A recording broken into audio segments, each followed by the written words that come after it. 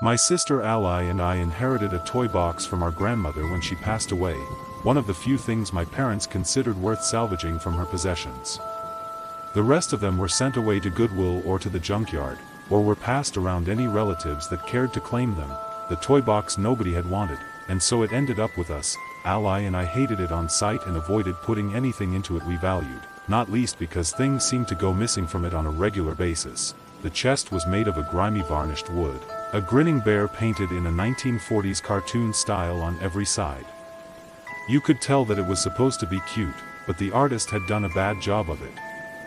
The bear's eyes oddly humanoid and threatening, its smile full of overlarge teeth with a fat tongue protruding grossly through the middle. How that drawing had ever been deemed appropriate for children I don't know, but then things like that passed in those days. Neither of our parents seemed to see anything wrong with it. Anyway, Grandma would have wanted you to have it, Mom said in stern response to our complaints. Don't you think so? Ally and I looked at each other and shrugged. We'd never seen much of our grandmother while she was alive, only during the holidays. Even then she'd mostly sit in an armchair drinking whiskey and getting emotional about her brother, who'd allegedly run away when he was 10 or so and had never come home. We had no idea if Grandma even loved us, let alone if she'd care whether or not we hung onto an old toy box that had surely only ever brought her bad memories. But our mother, teary, adamant, insisted that we keep it even after Ally admitted that it was giving her nightmares. She wasn't the only one. I took to throwing a blanket over the box at night, convinced that I could see the bear's eyes blinking in the dark, its hairy lips moving around words I could only ever decipher in dreams. The bear trap was mostly empty by that point. We'd gotten into the habit of hiding our favorite toys at the bottom of the wardrobe after noticing the vast majority of the things we stored in the maligned box were lost soon after, or eaten, as we believed. When the time came for Ally to move into her own room, we had a heated argument about which of us had to keep the bear trap. I argued that since I got the old bedroom it was only fair that she took it off my hands, whereas Ally insisted that it may as well stay where it was and that moving it could only be a bad idea. In the end she got her way, triggering a feud between us that went on for a solid month.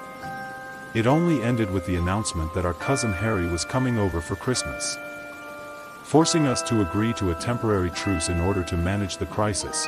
Harry was just 2 years younger than us, but he still acted like a little kid, clingy and deliberately annoying in whatever way provoked the biggest reaction out of us. Whenever our aunt and uncle stayed over we were expected to keep our cousin occupied, meaning out of the way of the adults, who were not exempt from Harry's reign of terror. We've got to do something about him, said Ally. If he starts repeating everything I say like the last time I'm going to freak out. Like, seriously. I'll go insane, I know, I said somberly. Remember when he broke that chair and Dad went nuts at us like it was our fault? Ally groaned, yeah.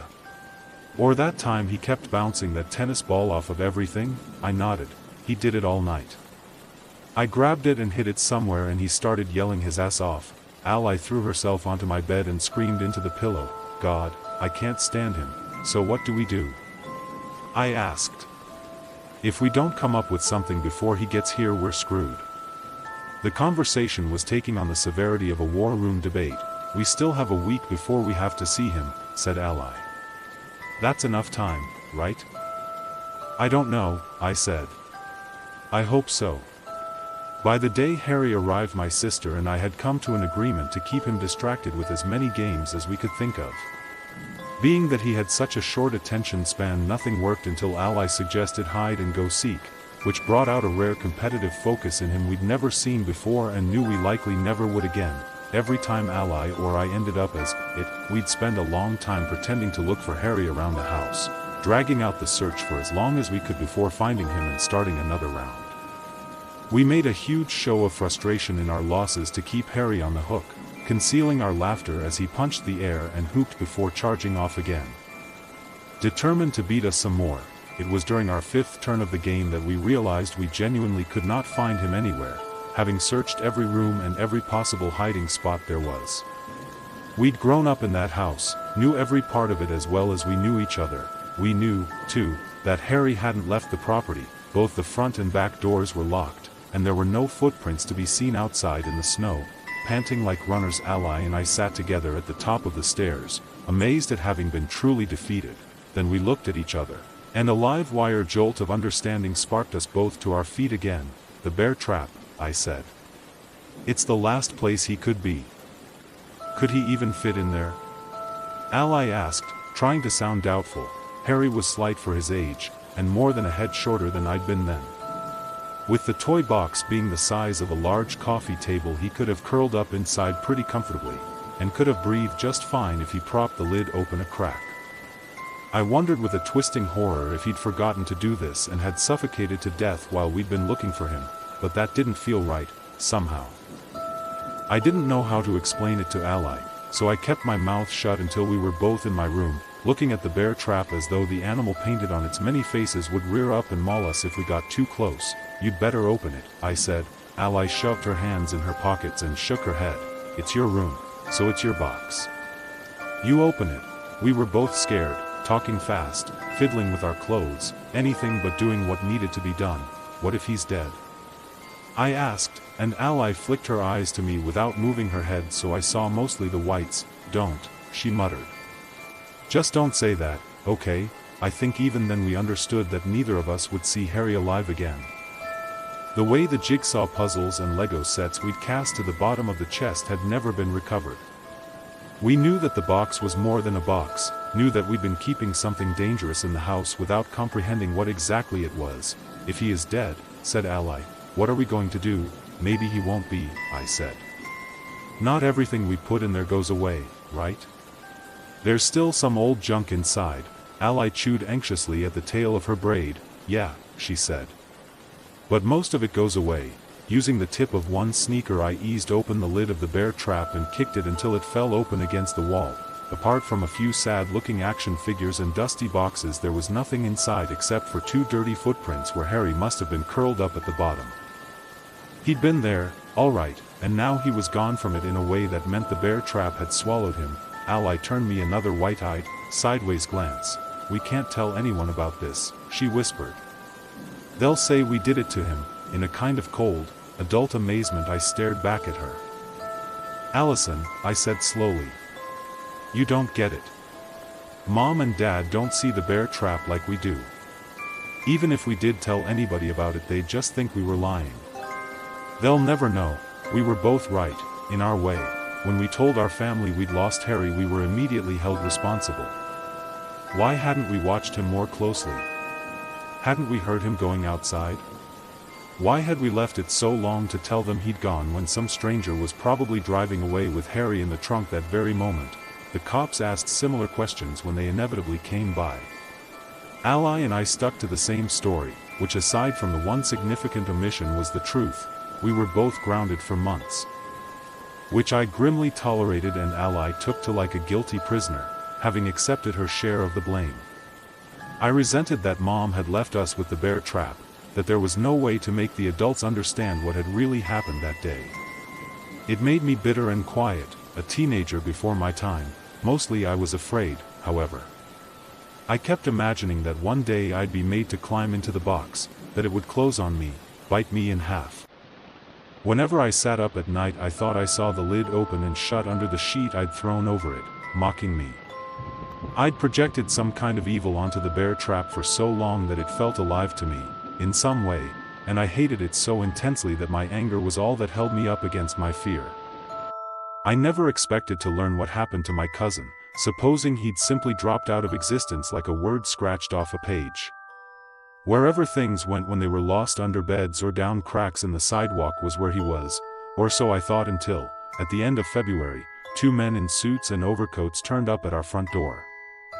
What they said to my parents to let them in and talk to them, I'll never know.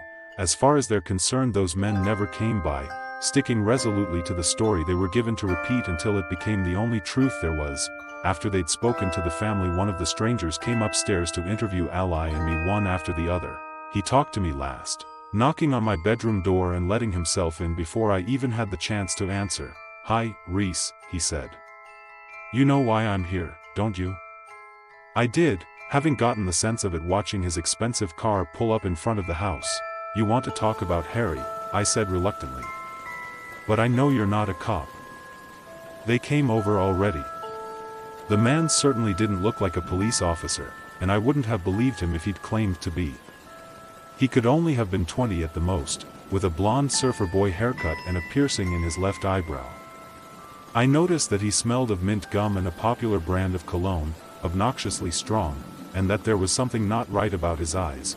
Maybe it's how blue they were, like contacts on a movie set, or how hard he stared when he was talking. If he blinked even once I didn't notice. I tried not to look at him, my eyes on the tips of his black shoes, which were obviously new. "You're right, Reese," the man said. "I'm not a cop." "Not exactly. My name is Creed Jansen, and my colleague Milo and I clear up situations like yours. Tie loose ends, things like that. Certain situations require certain people. Does that make sense to you?" "I guess so," I said. "You're government agents or something?" Creed grinned. His teeth were very straight, most likely veneers. "Agents," he repeated. "Something like that." Any other kid might have been scared or excited by the admission. As it was, I felt nothing but the brutal stamp of dread. "You found Harry somewhere," I said. "And you know about the bear trap?" Creed nodded. "You mean the toy box?" Allison filled us in. There was no disbelief or sense of humoring a child's fantasy in his tone as I'd anticipated. I looked at him directly, then, astonished to realize that he had received the story without any surprise whatsoever. "I should tell you right now that we found your cousin's body," said Creed. "We were tipped off about a cadaver that had been discovered in a forested area just over the Canadian border. He'd been dead when he arrived there, curled up on his side in the snow, and there were no signs of any living person having been in the area to have dumped or posed the body in that position. It was like he dropped out of the sky, only we both know that's not what happened." I glanced into the corner of the room where the bear trap lay under its shroud. "The box," I whispered. "It sent him there." "I'm afraid it did," said Creed. "Wasn't the first time it did something like that, either." His voice was that of a salesman, lively, but professional.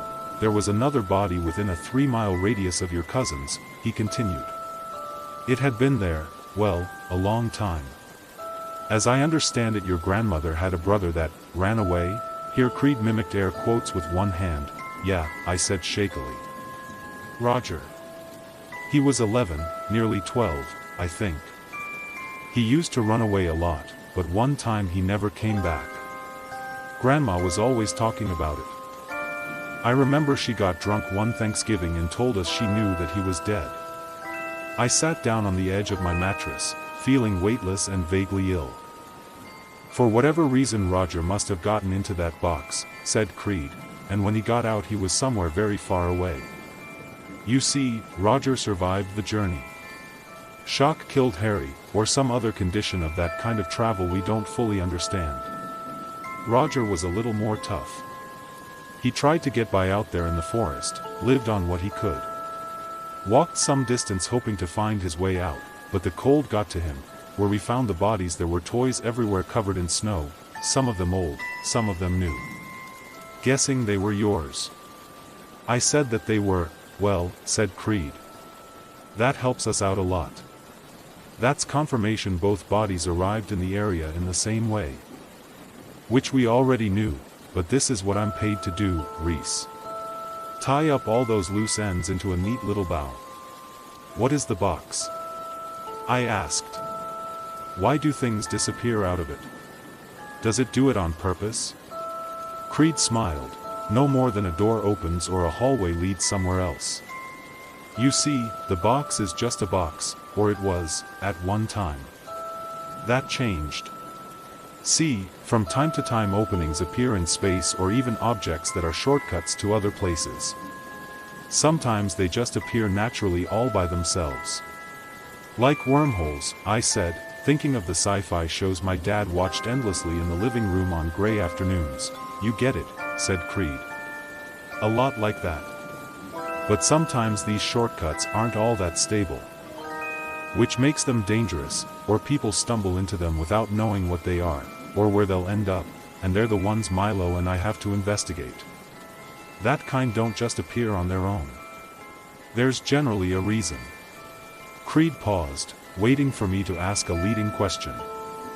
When I only looked dully at him, he said, "The toy box, or the bear trap, as you guys call it, used to belong to your grandmother and your great-uncle Roger. And, like I said before, when it arrived at the house it really was just a box. But after a while it turned into something else. See, these shortcuts sometimes occur when in the presence of a young person with unused and likely undiscovered psychic abilities. Milo and I looked into your family history. Seems that Roger was having problems fitting in with his peers. Fought a lot with his parents. Felt like they just didn't get him, and he wasn't wrong. There was a reason he wasn't like everybody else, but there was no way for him to understand that or get the help he needed." Taking the chewing gum from his mouth, Creed looked around hopefully for a trash can, resigning himself to putting the wad into a twist of paper in his pocket before unwrapping another. "All the ability Roger wasn't using and all that discomfort just built right up," he said. "Got stronger and stronger until it started creating a shortcut. Usually they form in places that are already doorways or openings of some sort. A lidded box is as good as any. Roger had no idea what he was making in there, not consciously, anyway. But his subconscious, the part of him that was lonely and angry with everybody, that knew. I looked down at the floorboards, their little lines wiggling in my vision like drunken worms. "That's why the box leads to the wilderness," I said. "Because Roger wanted to run somewhere far away." "Bang on the money," said Creed, extending a hand to ruffle my hair until I cringed away. "Poor guy just got unlucky.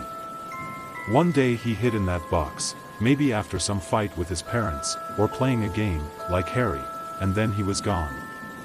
The shortcut wasn't strong enough for him to get back through, and it stayed just as unstable all these years later. I bet you noticed not everything you put in the box got lost, right?"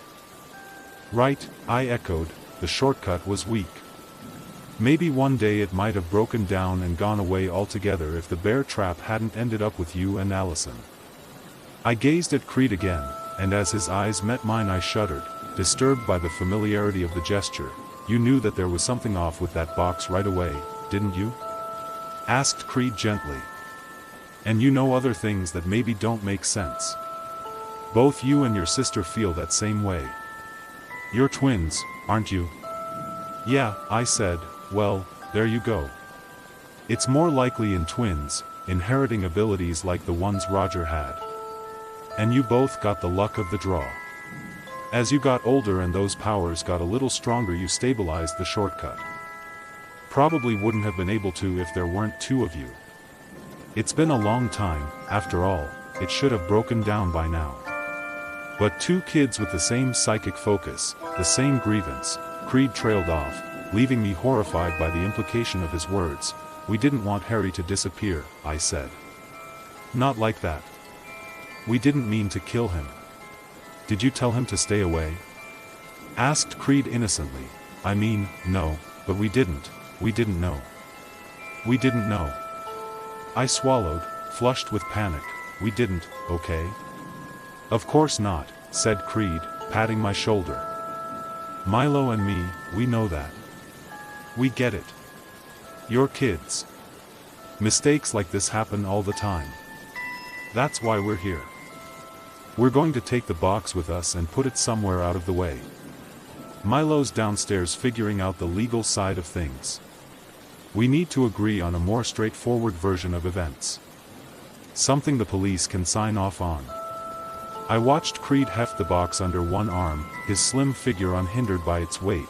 "You mean we've got to lie about what happened?" I said, more like approach things from a more grounded angle, "but sure, let's go with that.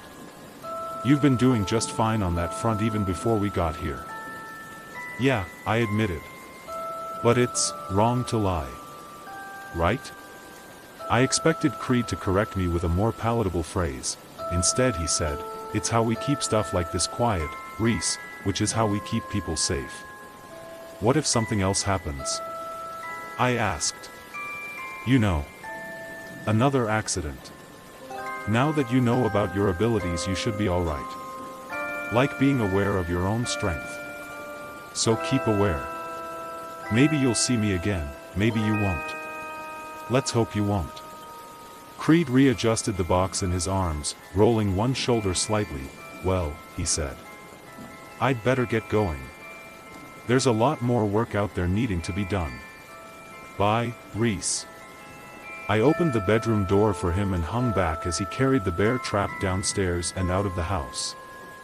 The other, dark-haired stranger following close behind, Ally slunk out of her own room to stand beside me at a nearby window as we watched them load the box into the car they'd arrived in. Are you okay? I asked once they were gone. Ally's eyes were red-rimmed, the result of private crying. Not really, she said, me neither. I sat on the windowsill, surprised that the grief I wanted to feel did not come. All that was over months ago. What did the other guy do? I asked. The one who stayed downstairs with Mom and Dad.